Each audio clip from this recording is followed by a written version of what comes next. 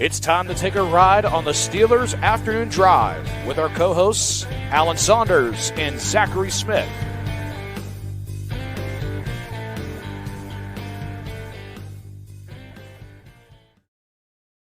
Welcome into another episode of Steelers Afternoon Drive. I'm Zachary Smith. That is Alan Saunders. Alan, how we doing? Doing good, man. Nice day today. Got a lot of businessy work done. Worked on a podcast guest for maybe later this week or next week that I can't quite announce yet, but I am quite excited about, that I haven't even told you about. I was going to say, I guess this is me being told. Okay. All right. I look forward to hearing more about it when I hear more about it. Maybe just not even tell me. Just have them pop up on the screen and just be a complete surprise to me. Yeah, I feel like you probably need to be more aware of what's going on than that. But yeah, hopeful that can take place. And just working some other business stuff. Is it Al Saunders, the former senior offensive coach from the Browns? No, the Kansas City. I know him as the Kansas City Chiefs defensive coordinator, or offensive coordinator. For me, that's how I remember him. I didn't even remember he had been with the Browns, to be honest, until I read that comment. He was also with the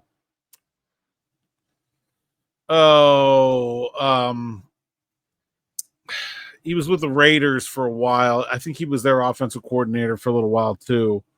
Al Saunders. No, I've never met Al Saunders.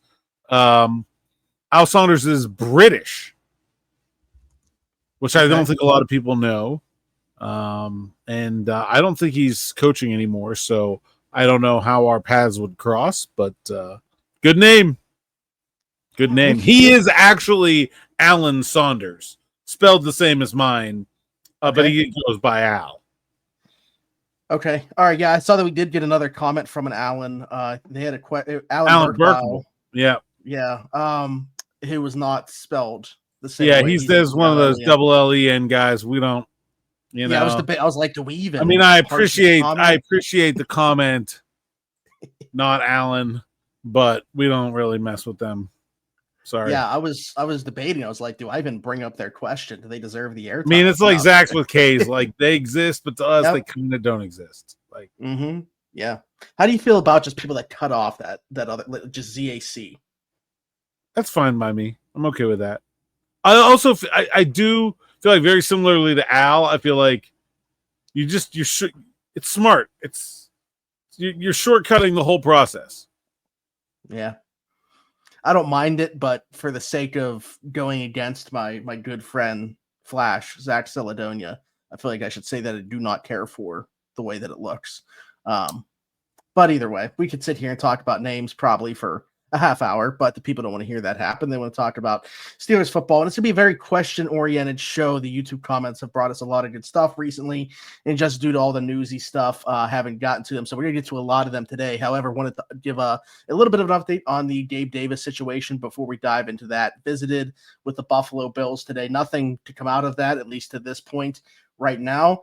What is interesting though today that also happened along with that, receiver that we literally had just talked about yesterday, Grant Dubose, who had signed with the Bills, goes down with an injury. We were just talking about how he had a terrible injury last year, suffered a pretty bad injury today at practice, it seems like. I was watching a video that Sal Capaccio put out about it, and he's like, he said his arm's in a sling, has like this massive thing about it. They're worried about his collarbone, obviously have to get that checked out and everything like that. But I mean, if he's all of a sudden out, does that make it more likely that all of a sudden Gabe Davis is more on the radar than they were already bringing him for a visit, but would intensify their desire to sign him? I don't know, but just more context to add to the situation. I just feel like the entirety of this summer has been like, here's a possible way the Steelers could get a wide receiver. Because we talked about hey, if they get Dubose and Gabe Davis, maybe a guy like Curtis Samuel comes available. It's like 5 minutes later, never mind. Nope, that guy's hurt. Can't happen. Forget it.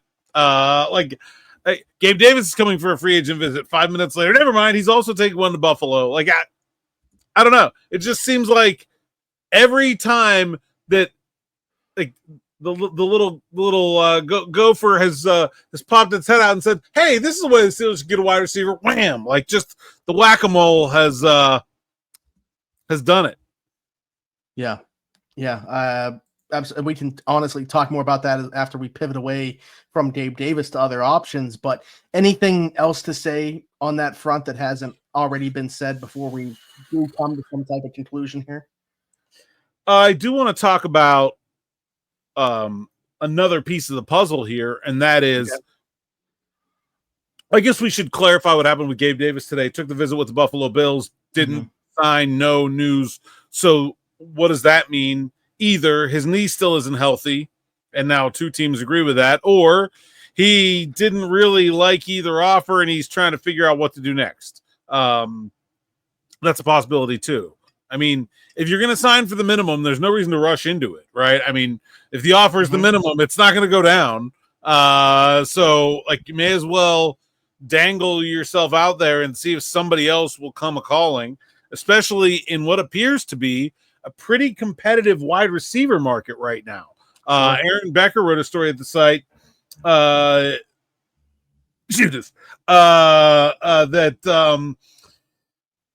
The Jets are involved in the wide receiver market, which I think is funny, but the Vikings very involved in the wide receiver market. That makes a lot of sense. Jordan Addison suspended for the first 3 days games, and they're also dealing with some injuries. Jettis has been banged up, and somebody else just with a major injury there as well.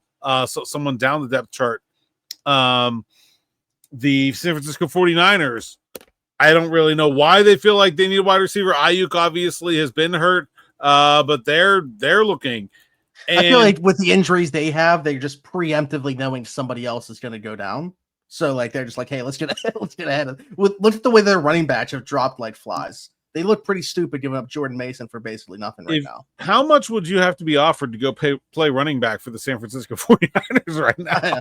It's like, no. What happened to the last four guys you got? No. But Isaac Guerrero is back, isn't he? I think he came back to practice. So they did get one back. Okay. There you go. But yeah, I mean, so if you're Gabe Davis and the offer is the minimum from Buffalo and the minimum and not really a starting role in Buffalo where you could maybe win a Super Bowl, and the minimum and a starting role in Pittsburgh where you probably can't, why not just say, hey, Cowboys have an injury to one of their wide receivers. Like the Packers, we spent a month of this offseason talking about the Packers as being this team that had just far too many wide receivers that they could plausibly all keep. Christian Watson starting the season on the PUP list. Jaden Reed's hurt.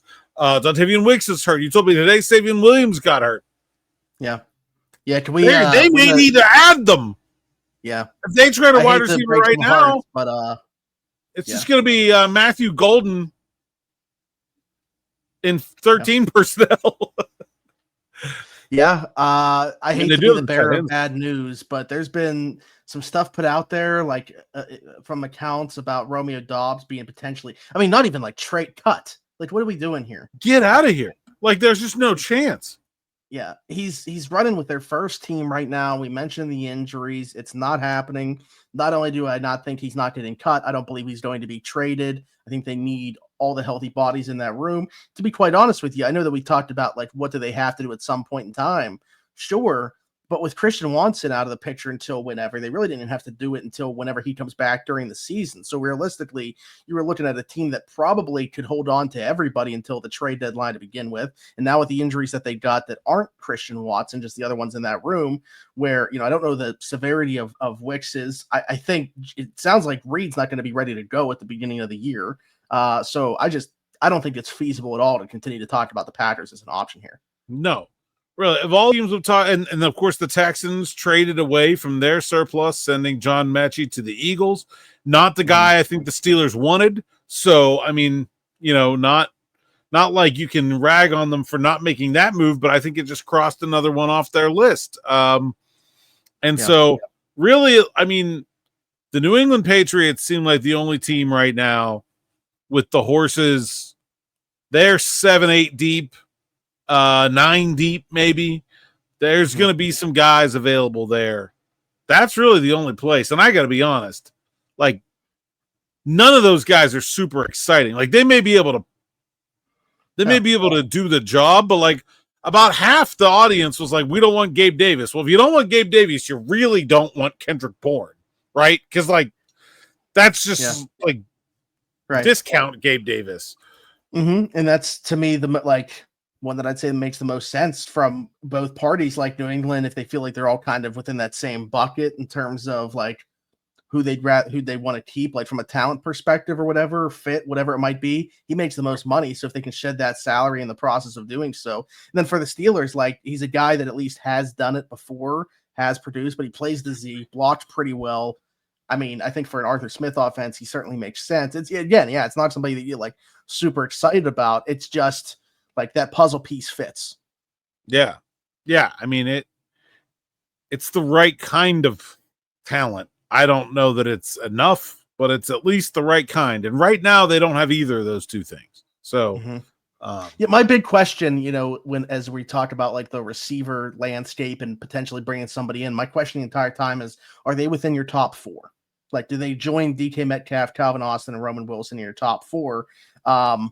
When you're looking for talent, like it's such need of it, like the Steelers are, can you afford to be picky? We've talked about like maybe Jalen Polk not being the best fit and stuff like that. And I agree.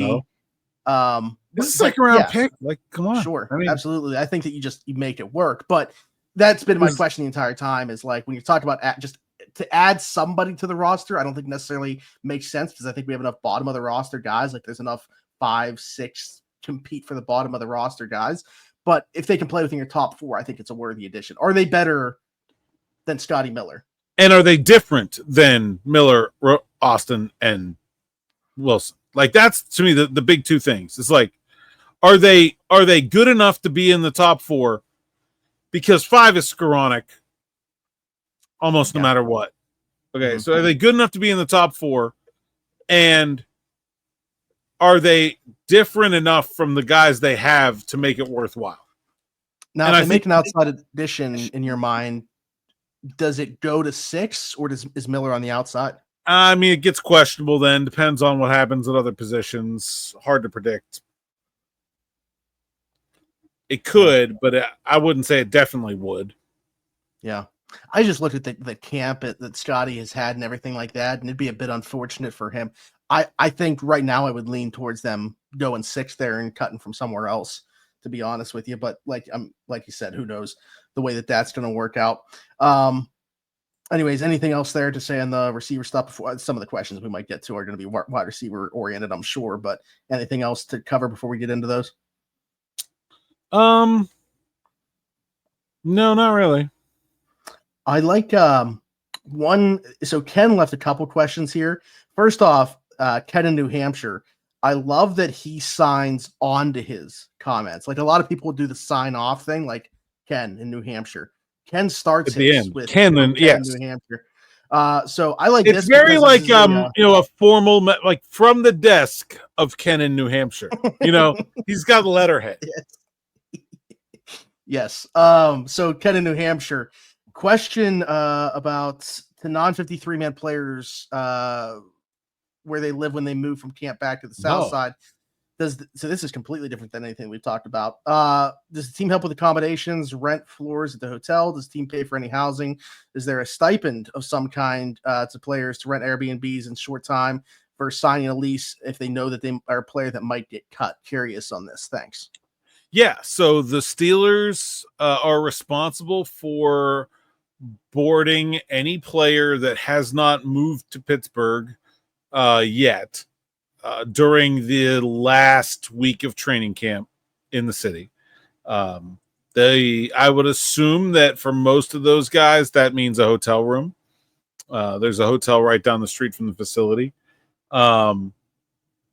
They also have some sort of informal arrangements with some apartment buildings in the area about keeping some things available for players to have the option to rent them.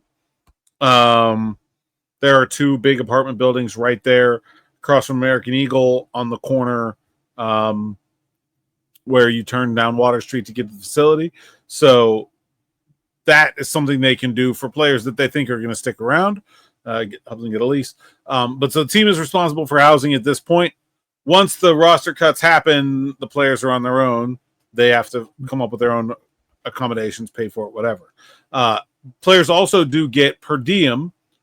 I believe that happens whether they're at training camp like in Latrobe or not. And that amount depends on whether you're a veteran or a rookie or first-year player. So anyone that has not fulfilled 1 year of service time, meaning basically you played at least one game on the roster. So that would be like all the rookies plus guys like I'm trying to think of a guy who came like Kyler McMichael, okay, who's been around but has not played in a regular season game. All those guys I think make $2,000 a week, and the veterans make $3,500 a week in per diem. And that also for the young guys starts at OTAs. It may be a different amount then. So, and that money doesn't count against the salary cap.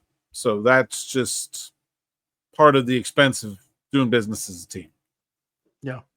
All right. And the Steelers, of course, feed them at the facility. Yeah. I mean, there's always meals available at the facility as well. So it's not like they need to use that for food if they don't want to. Is the food at the facility as good as the cafe that's at St. Vincent College? It is not as – it doesn't have as big of a selection at any given time.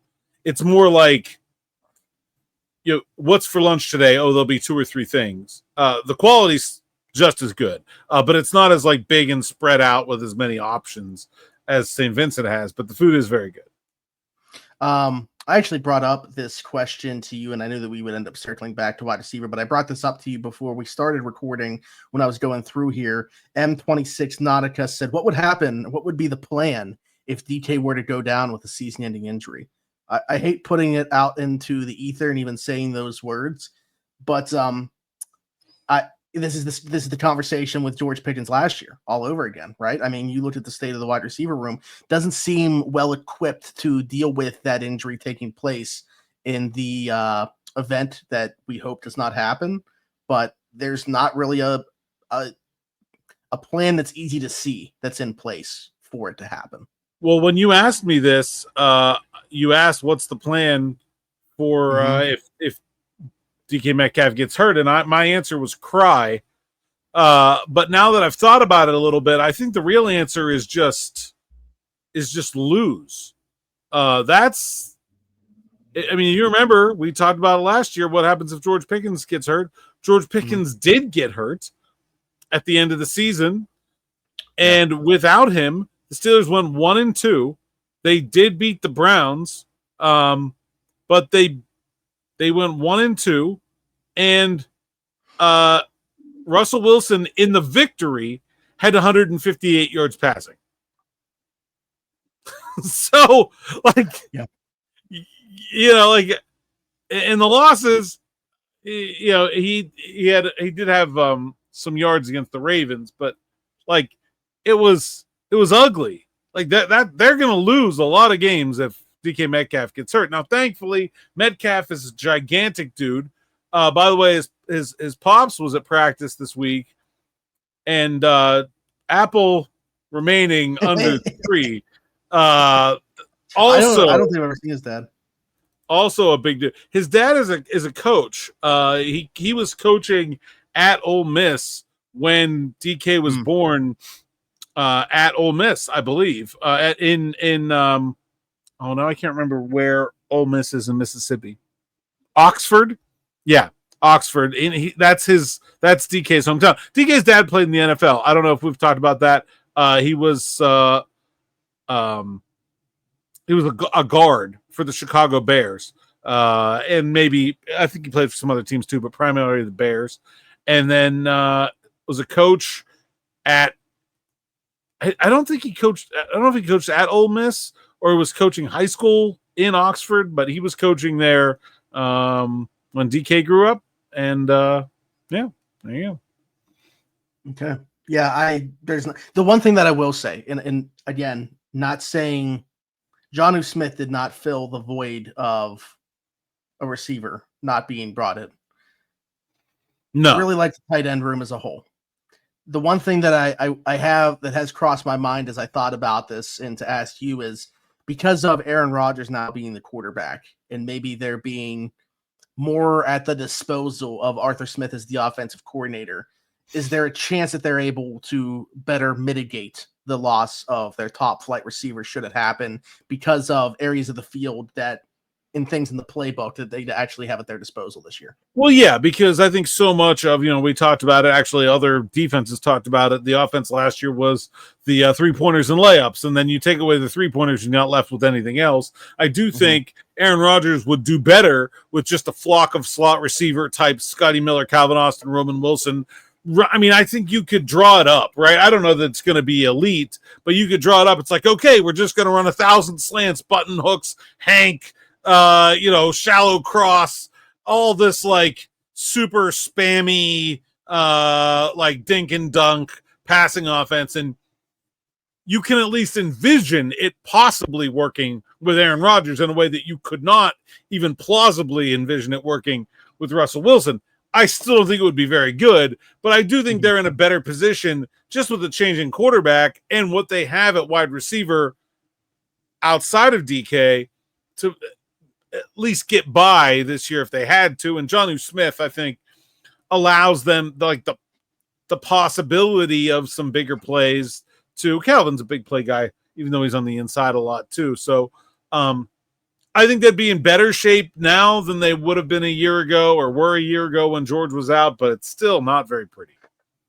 No, absolutely not. Steve brings up a point here that DB brought up here on the podcast months ago, to be honest with you, when we were talking about maybe the one area, this receiver room, going back to it again, Omar Khan has failed to address here in 2 seasons. Steve said, can anyone make an excuse for Khan having the same problem for 2 straight years? It looks like GML practice for a second straight year. Makes no sense whatsoever in any reality. What say you? Yeah, I mean, I think it's mostly just a coincidence that it's the same position. With the one sort of caveat that, like, go look at what the Eagles did. Like, Devonta Smith and A.J. Brown were not the first pieces of the puzzle they put together.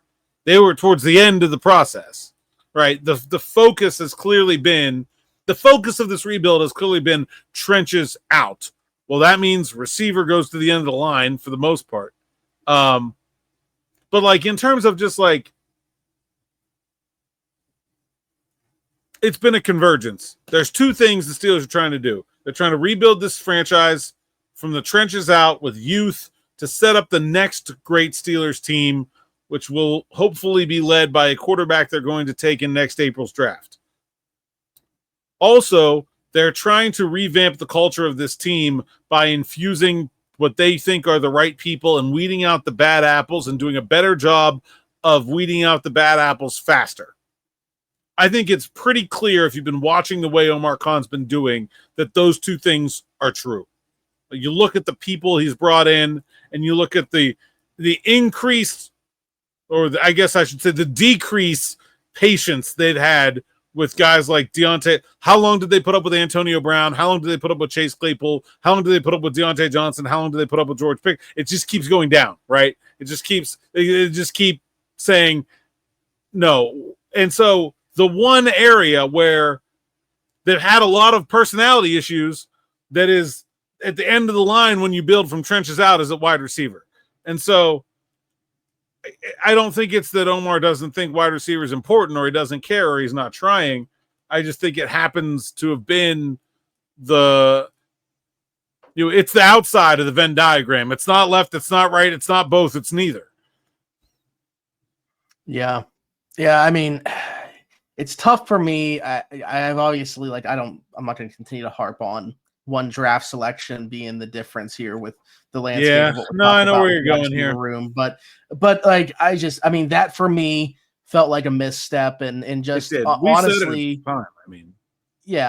honestly, just going back to trading Deontay Johnson since that point, it feels like there's been a lot of missteps with that room.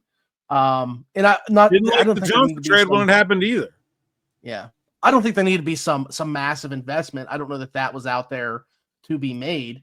I mean, they tried to get IU. Well, I was going to say, let's say that would have happened. I'm curious to see how we would have been talking about it. At right. This point in time. Yeah. If that went down, who knows what happens? But right. I don't know what the trickle-down effect would have been. But I don't think there needed to be some massive investment there. But it seems like along the way there could have been. But here's the I'll say this. I think I didn't like the return on the Deontay Johnson trade. Like I thought I didn't think they got enough for him compared to what his value was around the league at that time. Mm-hmm. I don't think that about the Pickkins trade. Like I thought the Deontay Johnson trade was a poor exchange and then also left them shorthanded at wide receiver. I think the Pickkins trade, when you look at the big picture and the draft pick they got and how that's going to be used next year and how public Pickens' issues were compared to Johnson's, which were a lot more quiet, I can't sit here and say like he could have or should have gotten more than he did for George Pickens. But with both of them, you kind of had an idea that there was a possibility that those trades were going to happen, and there was no proactive move made to set yourself up for it. Yeah. Well, that's why I don't have an issue at all with the Pickens trade in a vacuum. And I'm not even one of the people that thinks like, hey, you should have traded him earlier to get the pick in the 2025 draft because it wouldn't have gotten the pick. So, yeah. I mean, and they need it in 26. That's when they want to use it anyway. Mm-hmm. Yeah. So I just, knowing that it was going to happen, though, I feel like they could have used their resources differently. And I don't know. I don't want to continue to harp on it, but I swear it keeps coming back to it. Sawyer and Iomanor are going to be two guys. I think together. We're gonna as people who care about the Steelers maybe only are gonna have linked together for a while because that's. I mean, if he goes out and turns into a starting wide receiver, I think that's gonna look pretty rough. And honestly, there aren't very many of those in Omar Khan's draft history so far. You say what you want about Broderick Jones and Troy Fautano and their inability to contribute, but like it's not like you bring up the draft list and there's guys that they would have, could have, should have taken right after them that are just tearing it up, right? Like, I mean, Christian Gonzalez, I guess, but like, man, the Steelers really needed that tackle, and you aren't going to get it in free agency the way they've been able to get corners. So, yeah, I think that one that there have been very few like just total moves that Omar's made that I was like, I don't like that one. And that draft pick, and then especially after later trading Pickens, was really one of them. Yeah. All right, let's. And that doesn't mean I don't like Jack Sawyer, and I think he's going to be a good player. Like, just not what the team needed, in my opinion. Yeah, and if he's, see, that's the thing too. It puts a lot of pressure on him to be a good player, fair or not. Better than a 4th round pick should need to be. Yes, I agree. Yeah. We'll end it here with Alan because we kind of badmouthed him at the beginning here. So definitely want to make sure that we get his in here. Alan, does there seem to be more soft tissue injuries in Pittsburgh than in other organizations? Not sure if you keep up with that stuff league wide, but sure seems to rear its ugly head a lot here often in Pittsburgh. Just wondering what your thoughts are. Oh, by the way, I'm Alan, ALLEN, LOL. Yeah. I don't recognize that. I don't know. It's a lot of work to do that research. I did it for the Steelers last year, comparing 2024 to 2023, and I wrote a long article that came out on the first day of training camp, if you can scroll back and find it, about the increase in soft tissue injuries from 2023 to 2024 in Pittsburgh that coincided with a new strength and conditioning staff, some reasons why that might have happened, some ways it could be fixed. There was talk a lot of this offseason about it was sort of a changed mindset of this coaching staff. And that analysis was based on man games lost. So even though the Steelers have had a lot of soft tissue injuries throughout training camp, I don't think maybe Calvin Anderson would be the only guy that like right now looks like he's in danger of missing a game because of a soft tissue injury. Looks like Calvin Austin's going to be ready. Looks like Alex Highsmith's going to be ready. Looks like probably Nick Herbig is going to be ready. Corey Trice maybe, maybe. And again, like, I'm not faulting the strength staff for Will Howard's broken finger or Dean Lowry's ACL. Like you can't hold all injuries against them. But so we'll see. I will say this: if it now that I've done the research for the Steelers for 2 years in a row, if they are tracking to be as bad or God forbid worse than they were last year, I may have to sit down and do like the whole league and see really where they were. For me, it was enough to say the Steelers changed their coaching staff and they got worse. Mm-hmm. I didn't need to compare them to the rest of the league to make that point. But gosh, if it's 2 years in a row, yeah, I mean, you make a good point. It is an extremely labor intensive. It probably took me 3-4 hours just to do the Steelers. To do 32 teams would take a very long time.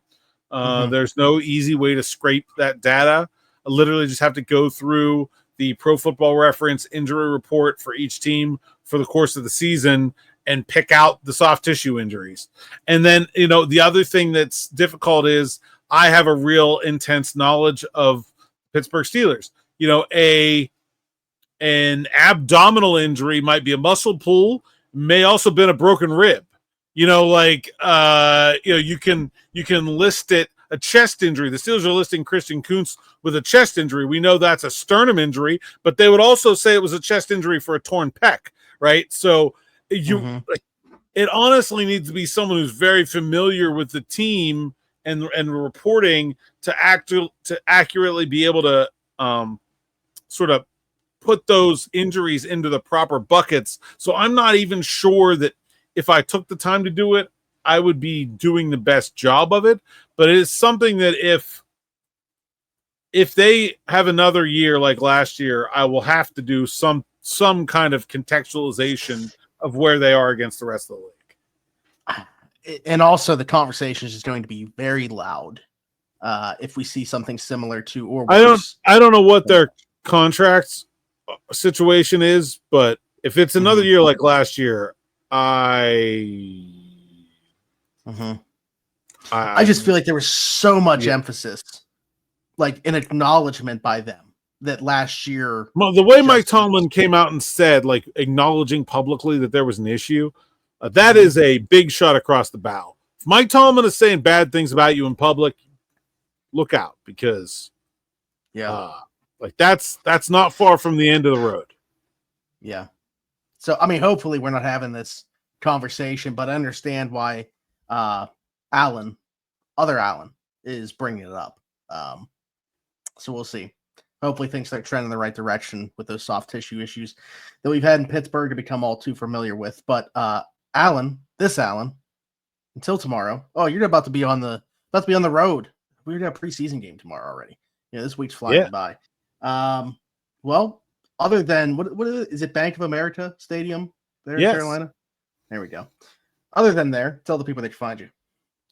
Saunders_PGH on X, Instagram, TikTok, and Blue Sky. PGH Steelers Now is the site's account. SteelersNow.com. Go there, read the words so I can get paid. Sign up for SN Plus, and you help send us to road games like Carolina.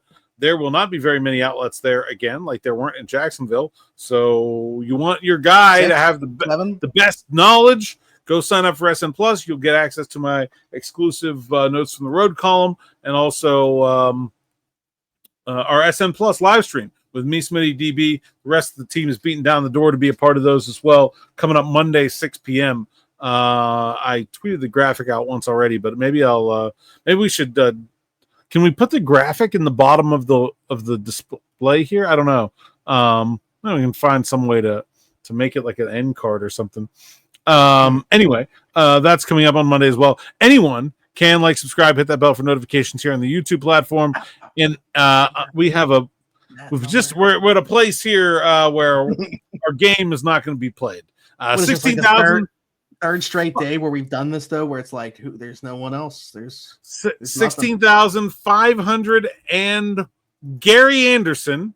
I'll just go ahead and take the number. But there, I mean, yeah, just not one they give out anymore. They don't. That was something they did when Dan Rooney passed away. They kind of put number one aside, but yeah, that's it. That's the list.